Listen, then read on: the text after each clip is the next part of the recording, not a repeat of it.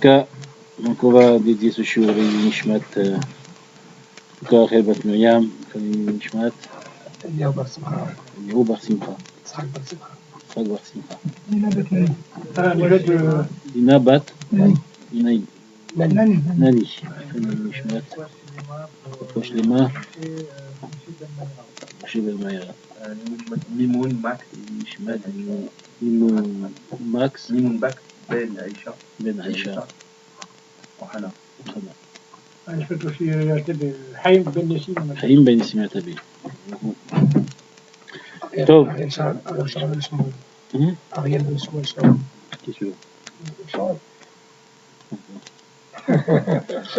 Alors, qui rembourse d'abord Jean Goudgage Bouchkatif. Et les Pekoudé à Mishkan. Et les Pekoudé à Mishkan. La Torah, on voit que pratiquement elle répète Parashat Teruma Tetzavé, comme le titre du sujet de ce soir. Donc, vous savez que la Torah est toujours avare de mots. Elle aurait pu faire deux parachiotes, Teruma Tetzavé, et dire Vechen Asu Bene Israël. Vechen Asa Betzalel, Alpi Kacher Tzivalo Moshe, Alpi Hashem, et puis point final. Elle restait un beau pasouk, comme quoi que tout ce que Hashem a dit de construire, ça a été fait. Pourquoi reprendre Ve'asu, Ve'asu, Ve'asu, Ve'asu, Ve'asu, ils ont fait, à chaque fois, chaque pasouk qui commence par Ve'asu, ce que la parashat Teruma Tetzavé a été ordonnée. Donc, pourquoi répéter? Question connue, ça.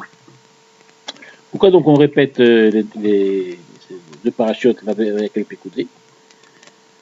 Il faut savoir que dans Yerushalmi, dans Maseret Yerushalmi, on appelle parashat Teruma Tetzavé avec les Pekoudé, le parashat Teruma Tetzavé, on l'appelle Mishkan Rishon.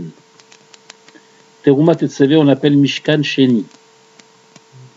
Avec les Pekoudé, on l'appelle Mishkan Sheni. Pourquoi? C'est le même Mishkan qu'on parle dans Teruma, c'est le même Mishkan qu'on parle dans Vayakel Pekoudé. Donc si c'est le même Mishkan, pourquoi on appelle l'un un Mishkan Rishon, l'autre Mishkan Sheni? Alors il faut savoir que le Mfarshim explique que Mishkan Rishon, il s'agit du Mishkan tel qu'il a été pensé, tel que Moshe l'a compris dans sa Machashava. Parce que nous voyons à plusieurs reprises que quelque chose, on voit que Moshe Rabbeinu avait du mal à comprendre la chose. Il avait du mal à la comprendre. C'était pas le moment de le faire, parce que c'était pas le moment encore arrivé à la fabrication elle-même, c'est seulement dans Vayakel Pekoudé. Mais dans Teruma Tetzavé, on voit que Moshe Rabbeinu avait du mal à comprendre, comme il avait du mal à comprendre le Machatzit HaShekel, jusqu'à ce que Akshboku lui a montré un Matbea Shel Esh, il avait du mal à comprendre la Menorah, jusqu'à ce que Akshboku lui a dit prends l'or et jette-la dans le feu, et puis ça va sortir une Menorah. Donc il avait du mal à comprendre les choses, c'est dans le Tzivouï. Teruma Tetzavé, c'est dans la Machashava. C'est à chaque fois que quelqu'un il a une Machashava de faire une mitzvah, avant de faire une mitzvah, il y a la Machashava de faire la mitzvah. Il y a l'accomplissement de la mitzvah elle-même, et il y a avant ça la Machashava de la mitzvah, telle qu'on la conçoit, telle qu'on l'imagine, telle qu'on la pense. D'accord? La kavana qu'on va avoir dedans, tout ça, ça précède la asiya de la mitzvah. Alors, Teruma Tetzavé, c'est au niveau de la machashava de la mitzvah, c'est au niveau de la pensée de la mitzvah. Et Vayakel Pekoudé, c'est au niveau de la asiya. Et pourquoi donc ça n'a pas suffi de dire un seul pasouk? Parce que là, quand on lit la paracha, la Kriyat Torah, Shabbat, Vayakel Pekoudé, cette lecture de la Torah, cette Kriyat Torah, elle nous donne, elle nous ouvre le cœur pour faire. Elle a une ségoula, elle a une force qui va donner la force à l'homme de passer de la pensée, parce qu'il y a beaucoup de choses qu'on pense que c'est bien, que ce serait beaucoup de choses qu'on a dans la pensée, qu'on aimerait faire, qu'on pense faire, mais qu'on n'arrive pas à se décider à le faire. Mais il faut savoir que cette paracha, Vayakel Pekoudé, dans sa lecture, elle a la force d'ouvrir le cœur de l'homme pour qu'il passe à l'acte. Pour que toutes les bonnes choses qu'il pense qu'elles sont bien, comme Akshboku l'a voulu, eh bien, ces parachutes-là, cette lecture, cette Kriyat Torah, elle aide l'homme à passer à l'action. D'ailleurs, depuis le début de la construction du Mishkan, il y a marqué 248 fois le verbe faire. C'est extraordinaire comment la Torah elle met d'aïeket ces choses-là. Ve'asu, ve'asita, ve'ayas, etc. Tous les nombres de fois que c'est marqué le verbe faire dans ces parachutes, c'est marqué 248 fois. Et 248, ça correspond aux 248 membres de l'homme. Aux 248, les autres assez. C'est l'action. Et c'est pour cela que lorsque la Torah, elle a repris ces deux parachutes, Terumat et Tzavé, mais là dans la chaîne dans Terumat et Tzavé, c'est marqué Ve'asita, tu feras. C'est pas l'acte lui-même. C'est pense, quand c'est au futur, on y pense. Mais on n'a pas encore fait. Mais quand on a parachat Vayakel Pekoudé, c'est marqué Vaya'as. Il a fait. Et la lecture, quand quelqu'un il écoute Bekavana, la lecture, la kriya de Vayakel Pekoudé, eh bien ça lui ouvre le cœur à faire. Ça lui ouvre le cœur à passer à l'acte. Donc c'est les gens qui ont un petit peu du mal qui ont beaucoup de bonnes idées dans le cœur, dans beaucoup de choses dans la tête et qui n'arrivent pas à se décider à le faire, c'est le moment. C'est le moment qu'il ne faut pas laisser passer. Pendant le parachat de Vayakel Pekoudé, il faut bien écouter chaque mot, à chaque fois que c'est marqué Vaya'as. D'accord? Pensez à ce que vous imaginez que vous aimeriez faire pour Akadosh Baruch Hu, toutes les mitzvot, toutes choses qui sont positives. D'accord? Pensez à ce que Akadosh Baruch Hu vous donne la force et vous ouvre le cœur de les faire. Ces deux parachutes-là, elles ont été répétées spécialement pour ça.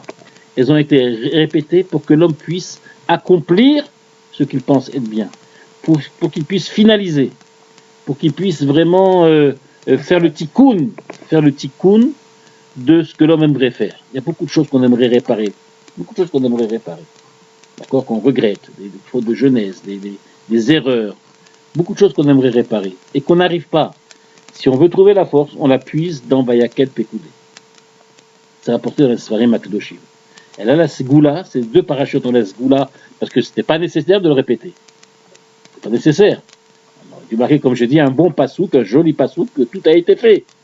Non, la Torah va reprendre dans les détails des détails de chaque chose, dans les vêtements, dans la cour, dans les kelim, dans tout ce qui concerne le Mishkan, elle va le reprendre avec le verbe faire. Et là, l'homme, il a la possibilité d'ouvrir son cœur pendant cette Kriyat Torah et se déclenchera en lui quelque chose qui va l'aider à faire et réparer tout ce qu'il veut faire.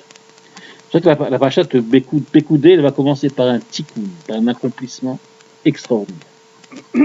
Un accomplissement extraordinaire. Vraiment que j'ai trouvé tout à fait merveilleux et c'est ça que je voudrais vous présenter ce soir. Regardez, c'est marqué dans Pasuk Ravbet, Ubtsalel ben Uri ben Hur le Maté Yehuda. D'accord? Asa et kol asher tziva Hashem et Moshe. Et Betzalel, fils de Uri, fils de Hur, de la tribu de Yehuda, a fait tout ce qu'Hachem a ordonné à Moshe de faire. Il l'a fait. Alors, comment se fait-il que on s'arrête à Hur? Pourquoi est-ce qu'on n'a pas continué Betzalel, Ben Uri, Ben Hur, Ben Kalev, je ne sais plus qui c'était le père de Kalev, hein? Yefouné, non, Kalev Ben Yefouné. Yefouné qui était lui-même fils de Yehuda. D'accord, un des fils de Yehuda. Peut-être pas Yefouné, mais peut-être un autre. D'accord. Vous ne pouvez pas monter jusqu'à Yehuda. Quand on parle des bonnes choses, même parfois des mauvaises choses, si on n'a pas prié pour ça, comme Jacob il a prié que ne soit pas mentionné mon nom dans les querelles de Shimon et Lévi. D'accord? Eh bien, normalement, on remonte jusqu'au père, jusqu'au chef de la tribu. Il est mort. D'accord, mais pourquoi on s'arrête là? C'est déjà pas mal. Alors, bon, tu dis quelque chose, mais il faut comprendre pourquoi est-ce qu'on n'est pas remonté jusqu'à Yehuda. On aurait mentionné Hur aussi. Ouais, et pourquoi besoin de dire, si on commence à dire quelques-uns, Pourquoi on ne les dit pas tous? Si on dit quelques-uns, pourquoi on ne dit pas simplement Betzalel? Peut-être quand tu es en cours, tu allais arrêter. S'il n'y avait pas eu de salaire, ça aurait été une belle descendance. C'est ça qu'il faut comprendre ce soir. C'est ça qu'on va essayer de comprendre ce soir. Il y a une place ici, si vous voulez. Donc,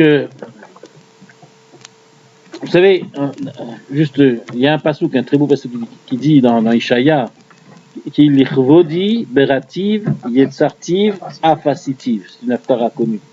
L'Ichvodi, Berativ, Yetzartiv, Afasitiv.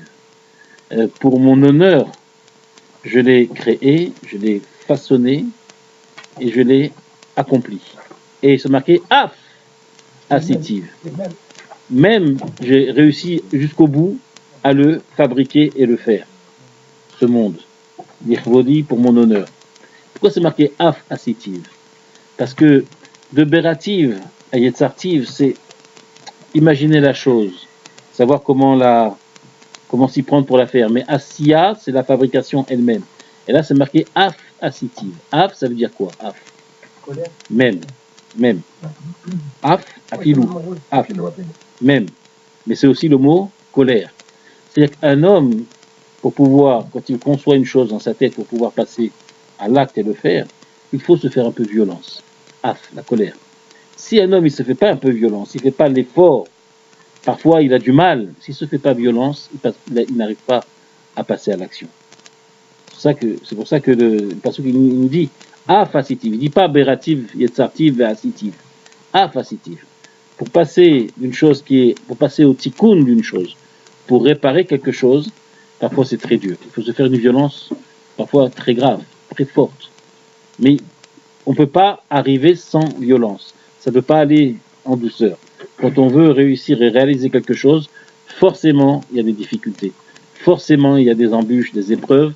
Et après ça fait partie du bonheur d'accomplir quelque chose. Sinon, il n'y aurait pas de joie de faire quelque chose. C'est simple. D'accord? C'est cette satisfaction-là. Alors, pour vous dire, quel est le tikkun dont je vais vous parler aujourd'hui? Vous savez que comprendre une chose. Il y a beaucoup de tzadikim, comme par exemple Rabbi Yosef Karo. Il a écrit un sefer qui s'appelle Magid Mesharim. Magid Mesharim, vous savez que le Rabbi Yosef Karo, il avait un Magid qui étudiait Torah avec lui. Il étudiait Torah avec un malach. Et il raconte tout ce que le malach lui dévoilait, tout ce que le malach lui expliquait, les questions qu'il lui a posées, sur quoi. Et tout, il détaille tout. C'est un sefer rempli de ces discussions avec le malach qu'il avait. Asseyez-vous. D'accord? Celui qui a écrit Shulchan Aruch. Oui? Celui qui a écrit Shulchan Aruch. Et donc, Rabbi Yosef Karo, il avait un seul rêve. Un seul rêve. C'était celui de mourir al Kedushat Hashem. Il a demandé au malach, si déjà on doit partir un jour, j'aimerais que ça soit fait comme ça. J'aimerais que ça soit fait al Kedushat Hashem. Et il était mitpalel pour ça. Et le malach, il lui a fait croire pendant un certain temps que ça allait marcher, que c'était possible, qu'il puisse avoir ce mérite de mourir al Kedushat Hashem. Et puis un jour, le malach est venu, il lui a dit, écoute, il a été décidé que non, que ça n'a pas été accepté là-haut, que tu meurs à Kedushat Hashem. Et là, il était attristé, très attristé. Il raconte comme ça, le Beth Yosef lui-même. Vous connaissez les tzadikim autour de nous qui sont morts à Kedushat Hashem, ils sont morts parce qu'ils étaient juifs, ils sont morts parce que Abilchan Wasserman, tout ça, ils sont morts. Lui, il espérait un jour mourir comme ça, à Kedushat Hashem, faire Kiddush Hashem.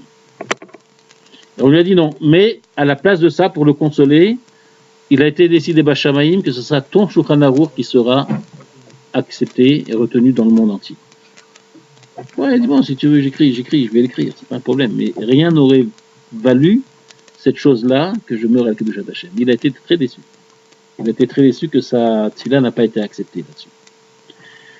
Pour vous dire que parfois, c'est la plus grande des choses, la plus grande tikkun que l'homme puisse faire, c'est ça. Alors nous avons, justement dans notre paracha, et là je vous dis les paroles du Ari Akadosh, c'est lui qui nous dévoile tout ça. Vous savez que le Ari Akadosh nous a dévoilé des choses que seul Et on voit les traces de ce qu'il a dit, on le voit dans le pshat. On le voit quand on traduit les mots et on commence à comprendre. On sent qu'il y a du mamash. Regardez, il y avait deux frères. Vous connaissez les deux frères dont on parle dans Parashat Bereshit. Je ne dirais pas Caïn et Abel, mais je dirais deux autres frères. Abraham et Haran. Vous connaissez Abraham et Haran? Alors regardez à la fin de Parashat Bereshit. Pardon, à la fin de Parashat Noach. À la fin de Parashat Noach, on nous raconte Vayamot Haran, Pasuk Rafret, page 25. Vayamot Haran al pene terach, Aviv. Haran est mort al pene terach Aviv pendant la vie de Terach, son père. Beretz Moladeto, Be'ur Kasdim, dans son pays natal, à Ur Kasdim. Et regardez ce que Rashi nous dit. Al pene terach Aviv, Rashi nous dit Bechaye Aviv. Du vivant de son père. Au Midrash Agada, le Midrash explique, et Shomrim, Shaliede Aviv met, c'est-à-dire Al pene Aviv, ça veut dire à cause de son père. Qu'est-ce que ça veut dire? Met. Shekibel Terach al Avraham, Beno Lifne Nimrod. Il a donné, il a jeté à Terach, il a jeté son fils Abraham devant Nimrod. Parce que vous savez pourquoi? Parce que Al Shekitet et Slamav Vishlichu la Kivshanaesh. Shekitet et Slamav, parce qu'il avait cassé les idoles de son père. Il a massacré, il a fait un carnage dans le magasin, il a tout cassé. Le frère aussi. Hein? Alors attends, justement, c'est ça, la question elle est là. Donc qu'est-ce qu'il a fait Terach? Il a pris, il a dit tu mérites la mort, ton fils, son propre fils. Il l'a donné à Nimrod. D'accord? Vous connaissez l'histoire. Et Nimrod a jeté Abraham dans la fournaise, il est sorti vivant. D'accord? Vishdoku le Kishanaesh. Haran, et Haran, son frère, le frère d'Abraham, Haran, Yoshev et Omer Belibo. Il était là assis. On ne sait pas où il était assis. Où il était assis? Yoshev, c'est marqué. Hein? Où il était assis? Devant Nimrod. Hein? Devant Nimrod. Donc ça veut dire que lui aussi il a été amené à Nimrod. Ouais, il est venu à compère. Oui, d'accord, mais disons que est-ce qu'il y avait une plainte contre lui? Ouais, non. Autant qu'Abraham. Ah ouais, et après, il va... Haran, c'était un frère et un élève d'Abraham entièrement massour, entièrement ouvert à Abraham Avinu. Haran, d'accord, il était entièrement avec Abraham Avinu. Il faisait partie des Nefashot et tous les gens qu'il avait rapprochés à la Torah, en premier son frère. Comme Lot aussi, il avait... Donc Haran était là-bas, assis et jugé comme Abraham Avinu. Sinon on ne comprend pas qu'est-ce qu'il fait là. Qu'est-ce qu'on lui reprocherait? Si c'était un bon Oved Avodah Zarah, si c'était un bon idolâtre, on ne voit pas qu'est-ce qu'il ferait assis ici, à côté d'Abraham. Et là, badaï, c'est que lui, il se conduisait comme Abraham Avinu. Il n'acceptait pas les idoles. Haran Yoshev, Veomer Belibo. Et il disait dans son cœur la chose suivante. Im Abraham Notsear Ani Michelo. Si Abraham il sort vivant, alors je suis avec lui. Vim Nimrod Notsear. Si c'est Nimrod qui gagne, Ani Michelo. Je serai avec Nimrod. Kishenitzel Abraham. Quand Abraham a été sauvé, Amroulo le Haran Michel Miata. Ils l'ont dit avec qui tu es. Il a dit je suis avec Abraham et je suis prêt à aller dans le four. Otaï. Je suis avec Abraham et je suis prêt à aller dans le four. Allez-y, vous pouvez y aller, vous pouvez me jeter. Je suis avec Abraham. D'accord? Alors, dites-moi, quelqu'un qui meurt, qui accepte de mourir, qui accepte d'être jeté dans les flammes, d'accord? Parce que, alors, est-ce qu'il fait un Kiddush Hashem? Est-ce qu'il accomplit un Kiddush Hashem? Oui, accompli, il accomplit. Donc, on est d'accord. C'est pas pire que quelqu'un qui part, un jeune de nos enfants qui part en guerre, d'accord? Et qu'il espère bien se battre et rentrer vivant, et malheureusement qui tombe. D'accord? Lui aussi, il espérait sortir vivant de cette guerre. Mais il est mort, Barminan. Est-ce qu'il accomplit Kiddush Hashem? 100%. Un vrai Kiddush Hashem. D'accord? Alors pourquoi Haran n'est pas sorti vivant? Parce qu'il a dit si Abraham il sort. D'accord, mais il a été jeté quand même. Seulement Il n'avait pas où il était pour l'instant. La Mahashava n'était pas complète. Il savait où il était maintenant. Ça, il a dit, je suis avec Abraham Avinu. Oui, non, mais Jetez-moi dans les flammes, je suis prêt à être jeté. Alors, il y a une différence. Abraham, il a découvert Akadosh Baruch Hu. Haran, il n'a pas découvert Akadosh Baruch Hu. Ça y est, maintenant, il dit, je suis Michel Abraham et je suis prêt à être jeté.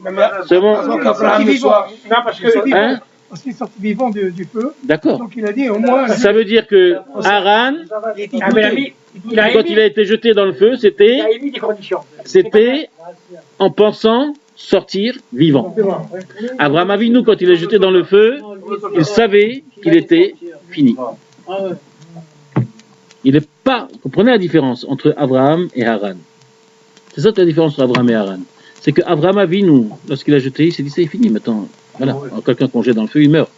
Est-ce que va m'arriver un Nes? J'y compte pas. Mais Haran, il a vu le Nes. Haran, il a vu le Nes. Il dit le Nes qui est arrivé à lui, il arrivera à moi. Donc je sors vivant, sûr. Je suis avec Abraham Avinu. Mais quand même, il a été jeté au feu. Alors, même si on espère sortir vivant, c'est quand même un Kiddush. On vient de dire, c'est quand même un Kiddush Hashem. C'est certain un Kiddush Hashem. Mais c'est pas un Kiddush Hashem parfait. C'est pas un Kiddush Hashem complet. Il lui manquait quelque chose. C'était un grand homme quand même, Haran.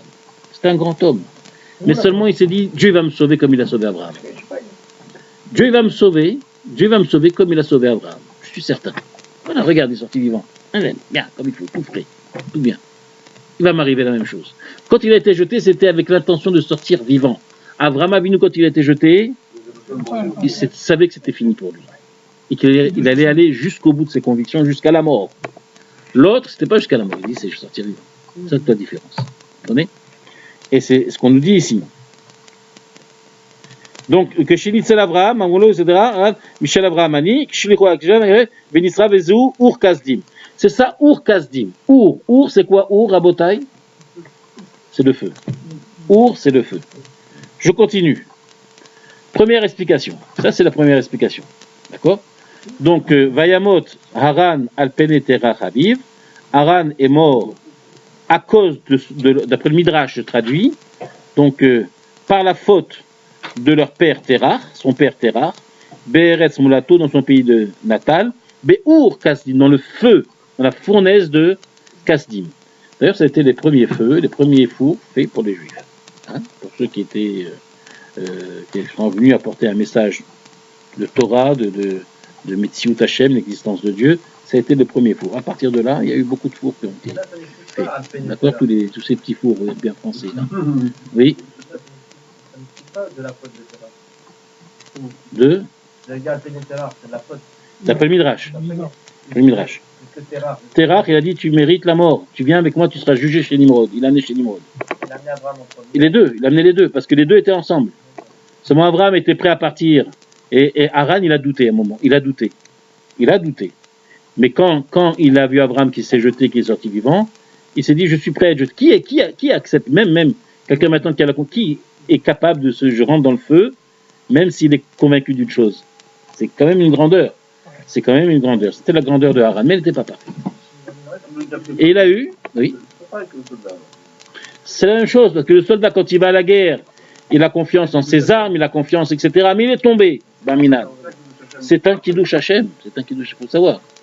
Donc toute personne, Barminan, qui tombe, qui meurt, à cause parce qu'il est juif, d'accord? Parce que celui qui l'a tué, il l'a tué parce qu'il était simplement juif. N'importe où quel madriga où il est, ça devient tout de suite quelqu'un de sadique. Ça devient tout de suite, il est mort avec Kiddush Hashem. D'accord? Ça, c'est Haran. C'est pas comme Abraham Avinu parce qu'il a douté un moment, mais une fois qu'il a accepté, d'accord? Il faut dire que il est allé, il n'a pas eu peur d'aller, même s'il n'est pas sorti. Parce qu'il pensait justement qu'il allait sortir vivant alors qu'Abraham Avinu, non. Et là, Haran, il a eu quand même un srout extraordinaire, il a eu 2 enfants. Comment s'appelaient les 2 enfants de Haran? Sarah et l'autre. Sarah, c'est la fille de Haran. Ah, c'est des frères et sœurs. Oui. Haran et Abraham, c'est 2 frères. Oui. L'autre, c'est le fils d'Haran. Et Sarah, c'est la fille de Haran. Donc, Sarah, c'est elle qui va mettre au monde la dynastie de Yehuda. Yehuda, Elle a eu Yitzhak, Yitzhak a eu Yaakov, Yaakov, Yehuda, Yehuda, Mashiach. Et il a eu Lot qui va mettre au monde le peuple de Moab, donc Ruth. Les deux choses vont se rencontrer. Mais au départ, il y a quelque chose de mauvais il y a quelque chose de mauvais dans Haran, c'est qu'il doute. Il n'est pas convaincu aussi fort, aussi puissant que Abraham Avinu. Il y a un doute. Vous voyez? Il y a quand même un doute. Et ce doute-là, ça va lui causer sa vie. Ça va lui causer qu'il va mourir. Il va perdre sa vie à cause du doute. S'il était parti comme Abraham Avinu, il serait sorti comme Abraham Avinu. Il avait un doute. D'accord? Donc ça a donné deux choses en lui. Ça a donné un corps extraordinaire. C'est celui de Sarah. Celui de Sarah, cette Sadeket, cette Nevia que Akadosh Baruch Hu dit à Moshe Rabbeinu, tais-toi. Shema Bekola, elle est plus grande que toi. D'accord? Ça a donné une fille comme Sarah, mais ça a donné un homme comme Lot, qui cherchait à grappiller quelques sous toute sa vie à Abraham Avinu, et qui était prêt à aller avec ses filles, et qui a eu donc, etc., deux peuples Moab dégoûtants, mais qui vont sortir malgré tout de ce peuple-là, Ruth. D'accord? Ce bijou-là. Ah non, Ruth, elle a fait le chemin inverse. Elle est allée, elle a tout abandonné pour rejoindre. Très bien. Mais il s'est passé quelque chose au milieu que nous allons découvrir ce soir et qui va tout transformer Haran complètement. D'accord? Je continue de la suite de Rashi, parce qu'on a vu un premier Rashi, la signification de Our. Our, c'est ça. C'est le feu, la fournaise. Ou Machem Piresh, Our Bik'a. Our, c'est quoi Our? C'est une vallée. C'est une vallée. Vechen Beurim Kabdu Hashem. Dans les vallées, respectez, honorez Hashem. Vechen Meorot Sifoni Kol Chur ou Bik'a Amuk Karouy Or. D'accord? Une Bik'a, donc ça s'appelle Our. Une vallée. Une vallée. D'accord? Vous voyez ici le mot Our. On va expliquer. Rashi donc a expliqué les deux pshatim du Midrash et de Menachem tournent autour du mot Our. Selon l'un, ça veut dire fournaise. Our Kazdim, c'est la fournaise. Et selon l'autre, Pirouche, Menachem, Our, ça veut dire une vallée. Vous voyez? Donc, tout tourne autour de ce mot Our. Maintenant, je reviens à Parashat Pekoudé. On a posé la question, pourquoi est-ce qu'on nous a dit Betzalel, Ben Uri, Ben Chour, fils de Uri, fils de Chour. Vous savez, Rashi, quand il nous explique vallée, il nous dit Umnachem Piresh, Or, Bika, Vechen, etc. Vechen, Meorot, Sifoni, Kol, Chour ou Bika. Chour, c'est aussi une Bika, c'est une vallée. Chour, c'est une vallée. D'accord? C'est la même chose que Or. Our, c'est une vallée aussi. Donc regardez maintenant ce qui s'est passé. Quand, au moment du Chet HaEgel, au moment où il y a eu la faute du veau d'or, on a déjà vu ça ensemble, on a dit, vous le savez, même avant de venir à mes shiurim, j'ai rien à vous apprendre là-dessus. Dans Parashat Ki Tisa, regardez page 213, Parashat Ki Tisa. Dans Parashat Ki Tisa, il est dit,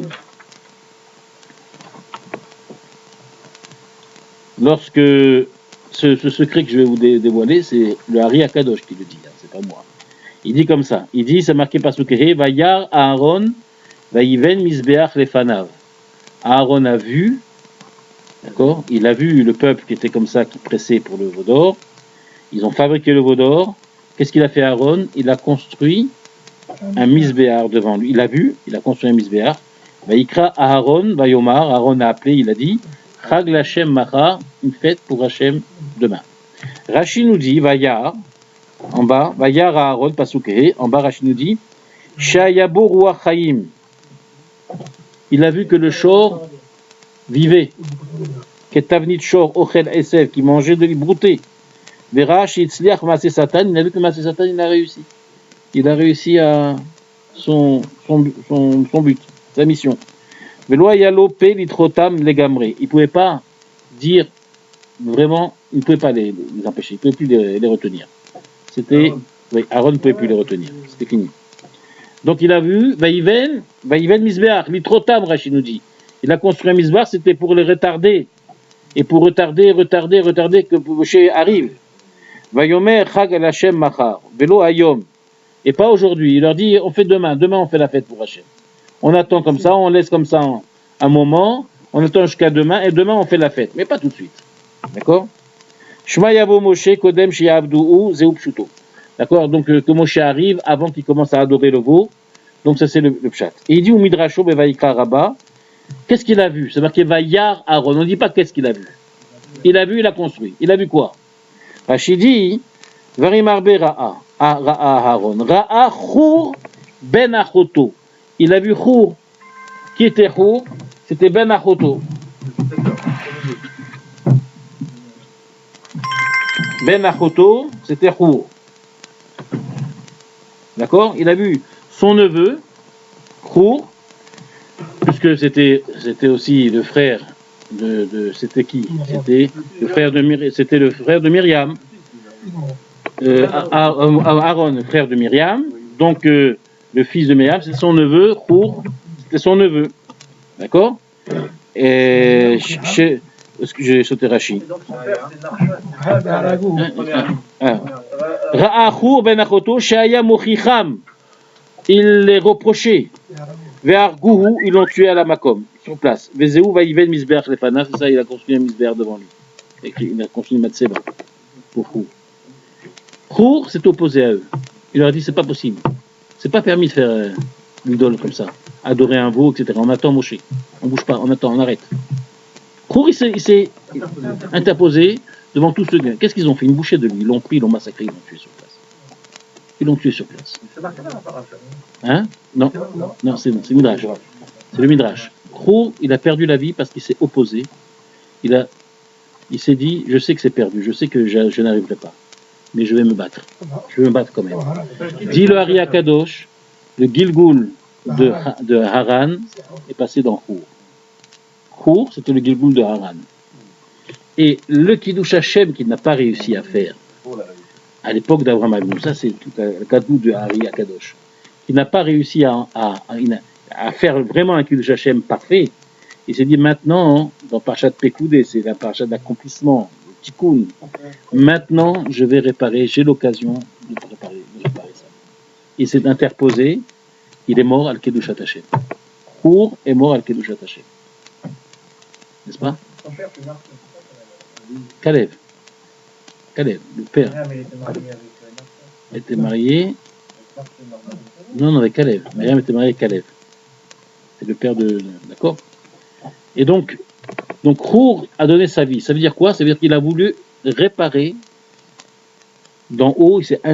Il a été inspiré à faire un Kiddush Hashem, un vrai Kiddush Hashem.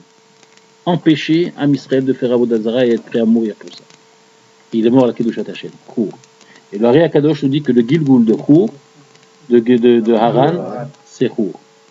D'ailleurs, Chour, il s'appelle, comment c'est marqué? Chour ben Uri ben Chour. Uri, c'est quoi? C'est Ur Kasdim. D'accord? Selon un pshat, c'est la fournaise, Ur Kasdim. Selon l'autre pshat, c'est Chour. Chour, son propre nom à Chour, ça veut dire aussi une vallée. D'accord? C'est comme un trou, une vallée, c'est un Chour, c'est comme un trou. Hein? Donc vous voyez que ce que le Ari Akadosh dit, on le voit dans le pshat même. On arrive à le sentir dans le pshat. Ben Uri, ben Chour, ben Ur Kasdim.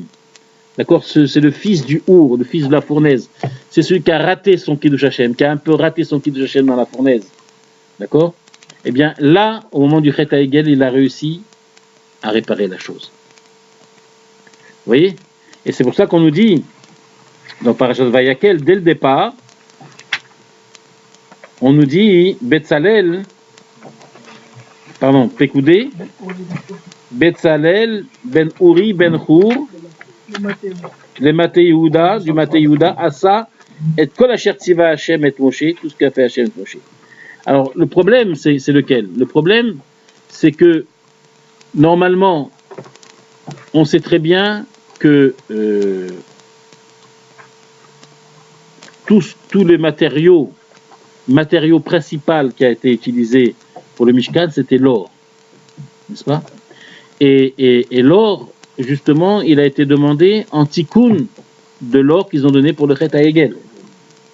Donc on voit le kesher qu'il y a entre la fabrication du Mishkan et le Chet HaEgel, puisque le Mishkan, a été construit pour que l'argent qu'ils ont mis pour le Hegel, eh bien, maintenant qu'ils mettent l'or qu'ils ont mis pour le Hegel, eh bien, ils le mettent cet or-là pour faire une résidence pour Akadosh Baruch Hu. Et donc, ça a réparé l'erreur, la faute du veau d'or. Et ce qui s'est passé. Donc, si on retrouve Chour ici, si on retrouve Betzalel Ben Uri Ben Chour ici, c'est parce que ici, on est dans le tikkun du Chet HaEgel. Et dans le tikkun du Chet HaEgel, on peut se demander pourquoi est-ce que c'est un descendant de Chour qui a construit le Mishkan et qui a fait l'accomplissement du tikkun. Pourquoi c'est Betzalel qui est le petit-fils de Chour? Normalement, c'est celui qui a fauté qui devrait faire le tikkun. N'est-ce pas? Donc là, on voit que quoi? On voit que c'est le petit-fils de celui qui n'a pas fauté, celui qui a empêché au contraire. La faute, c'est celui-là qui va faire le Mishkan. Or, la construction du Mishkan, c'est un tikkun pour la faute du Hegel. Donc il y a une petite anomalie qui se passe ici. Comprenez? Comprenez? Puisque, à qui doit faire le tikkun? Celui qui a fauté. N'est-ce pas? Donc, le descendant de Chour, qui est Betzalel, c'est lui qui a construit le Mishkan. Donc, on voit, c'est un peu difficile de dire que c'est celui qui a été victime du Mishkan, en vérité. Le petit-fils de Chour. C'est la famille qui a été victime du Mishkan, qui ne s'est jamais associée au Chet HaEgel. Donc, parce que si Chour ne s'est pas associé au Chet HaEgel, il faut bien comprendre que Uri et Betzalel non plus ne sont pas associés au Chet HaEgel. Petit-fils de Chour. Betzalel, Ben Uri, Ben Chour.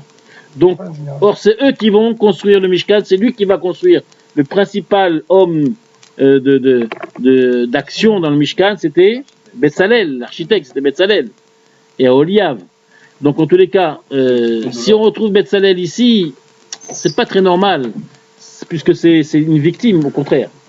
Bon, il faut dire comme ça, il faut dire que c'est grâce à l'action de Chour qui a donné sa vie qu'a pu venir au monde une lumière comme Betzalel. Quelqu'un comme Betzalel. Ça revient un peu à ce qu'on a dit, c'est que pour pouvoir arriver à un accomplissement, quelque chose de bien, on est obligé de passer par un Chour, on est obligé de passer par un trou, on est obligé de passer par une épreuve, par une vallée, par une chute, comprenez, par une épreuve. On est obligé de passer par là. Et c'est ça qui a donné justement un homme capable de construire le Mishkan. Chour qui s'est donné pour empêcher le Hegel a mis au monde un fils et un petit-fils qui ont donné une lumière capable de construire une résidence pour Akadosh Baruch Hu. Ça veut dire quoi, Rabotai? Regardez comment c'est profond. Ça veut dire que Chour, il représente la volonté d'écarter Dieu de ce monde, en faisant le Hegel, en s'en prenant à Chour, en le tuant. Ça veut dire laissez-nous faire le veau d'or. Laissez-nous adorer autre chose que Dieu. N'est-ce pas?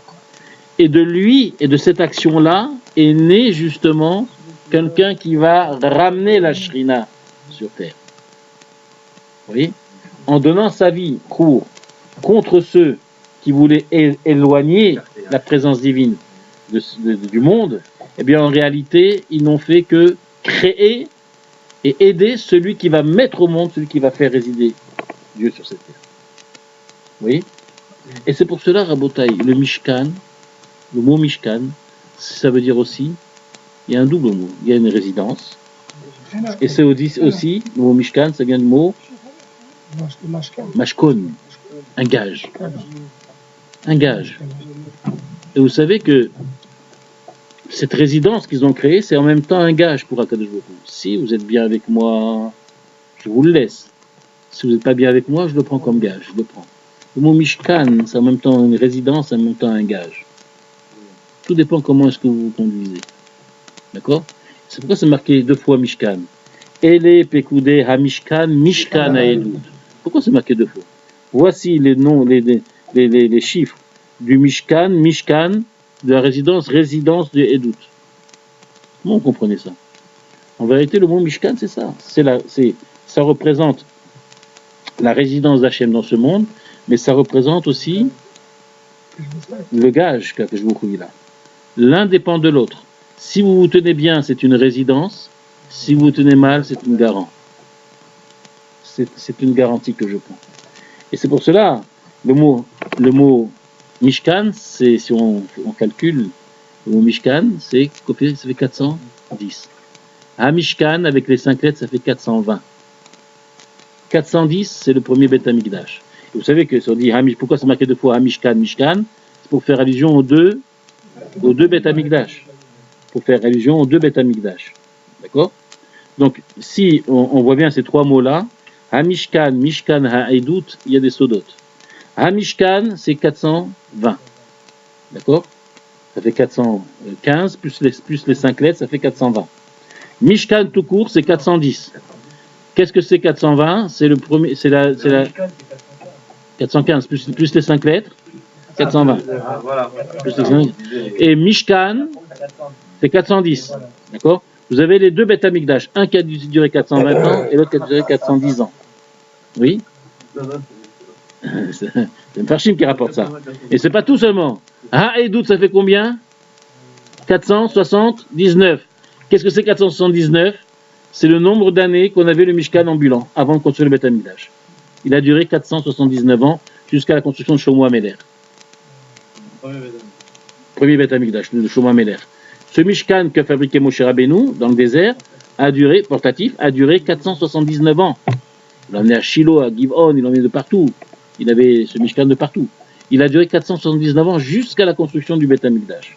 Donc vous avez les trois gages ici. Les trois gages. Chacun a été temporaire. D'accord? Mais on sait que le troisième, il sera, Bezrat Hashem, il sera définitif. Amen. On cherche bien. On n'est pas encore arrivé là, je crois. Mais on va nous le dévoiler bientôt. On va nous le dévoiler bientôt. L'ordre de Hegel, Hein? le même ordre de Hegel, il a servi à peu pour faire la même loi et pour que dans le Mishkan, Non. L'or du Hegel a été brûlé, a été mis en cendre et jeté sur l'eau. Ah d'accord, Non.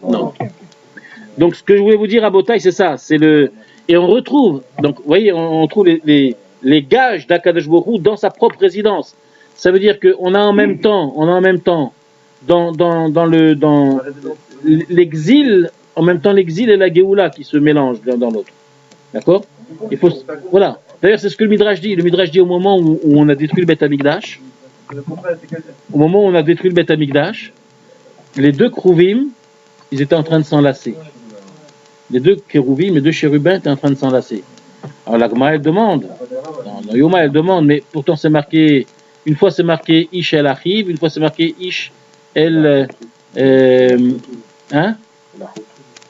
Ish el Achiv, une fois c'est El Pene Abayit, vers le mur.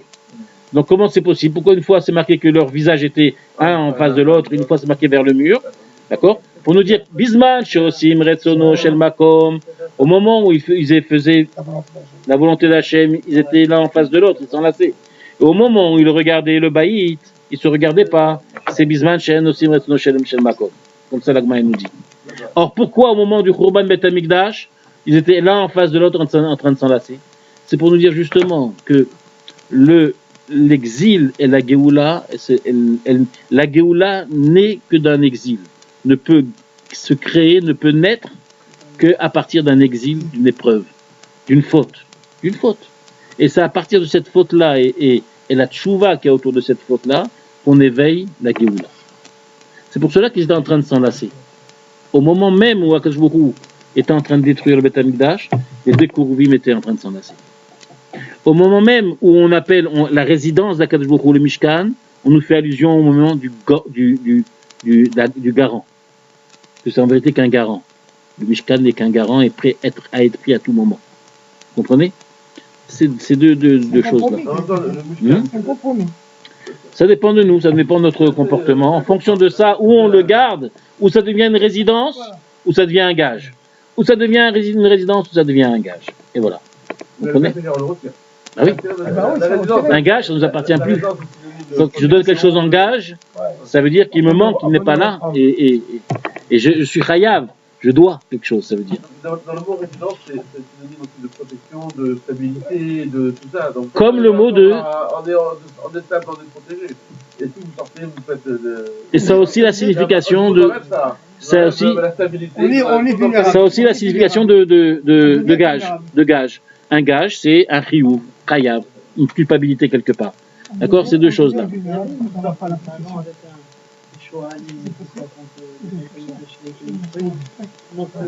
Et Rabbi Akiva, il riait, tout à fait, Chazak, Yaakov. Tout à fait, c'est ça. C'est Rabbi Akiva, au moment où on voyait les renards se balader sur les ruines du Beth Amikdash, tout le monde pleurait, Rabbi Akiva, il rigolait. Justement parce que lui, justement, il voyait, puisque la névoie s'est accomplie, que les champs de Tzion seront en labour, d'accord, que le champ du Beth Amikdash sera labouré, eh bien, il a dit, de la même manière que cette prophétie se réalise, la prophétie suivante, qui sera reconstruite, va aussi se réaliser. C'est pour ça que je ris. Donc on retrouve toujours les deux en même temps. On trouve en même temps Chour et Betzalel. Chour et Betzalel. L'un fait naître l'autre. L'un crée l'autre. L'épreuve, la mort, la violence qu'on se fait à soi-même pour Hachem, eh bien, elle crée une Géoula, elle crée un vrai Mishkan, elle crée aussi une autre allusion, c'est Katit la Maor. Qu'est-ce qui éclairait le Beth Amikdash? C'est la Menorah. On dit qu'elle était Katit, elle était pressée, compressée, d'accord, écrasée, Katit. Bien sûr, on voit le mot Katit, c'est en même temps 420 et 410. 420, 410, Katit, Kaf Tet c'est 420, Yud Tet, Kaf Tav c'est 420, Yud Tav c'est 410. On trouve encore les deux Beth Amikdash dans ce qui représente la lumière. La destruction donc des deux Beth Amikdash, 410 l'un et 420 l'autre, d'accord, c'est allusionné dans le or, dans la lumière du Beth Amikdash. Encore une fois, nous trouvons que seulement à partir de la destruction de l'exil que va naître la lumière, va naître la Géoula Shlema. Vous voyez, c'est de Chour qu'est né Betzalel. C'est de Chour qu'est né Betzalel. C'est de la Msirut Nefesh de Chour. Et qui était Chour, justement? C'est le Tikkun, le Gilgul de Haran, qui avait manqué son Kiddush Hashem à l'époque d'Avraham Avinu, dit l'Ari Akadosh, et qui s'est représenté au moment du Hegel. Il s'est dit, voilà, j'ai l'occasion d'être Metaken ça. Et c'est ce Tikkun-là que Chour il a fait, qui a permis à Lot, que plus tard, il va sortir de lui une perle comme route et qui va mettre au monde le Mashiach. Et sorti donc la lumière de ce Chour, de ce trou obscur, de ce Chour-là, est sorti donc la lumière de Betzalel et la Géoula. Vous voyez, c'est absolument sublime ici ce qu'on dit au début de la paracha, c'est cette chose-là que j'ai vue dans l'Ari Akadosh. Un éloge énorme à Haran, finalement. Bien sûr, Haran, pas Haran, hein. Haran c'est autre chose. Haran, c'était le frère d'Avraham Avinu. S'il était assis à côté d'Avraham Avinu, c'est ça que je me suis dit, s'il est assis à côté d'Avraham Avinu, s'il est présenté devant Nimrod, et si on lui demande avec qui tu es, c'est que c'était pas clair. Parce que s'il était un vrai Oved Avodazara, on lui aurait rien demandé, il serait rien arrivé. Vous comprenez? Donc si on lui a demandé des comptes, c'est que c'est un homme que on voyait qu'il était apparemment comme Avraham Avinu, forcément. Mais au fond de lui, il y avait encore un safek. Mais à part ça, c'est de lui que sort le Ham Israël, finalement, entre Sarah qui donne les 12 tribus par Abraham un petit peu aussi. Hein. Oui, bien sûr. Et l'autre qui donne Ruth et David Améler et donc Mashiach, finalement. Oui. Alors, le père de Haran ça prouve la grandeur de... Le père de Haran et Abraham. Bien sûr. C'est très rare.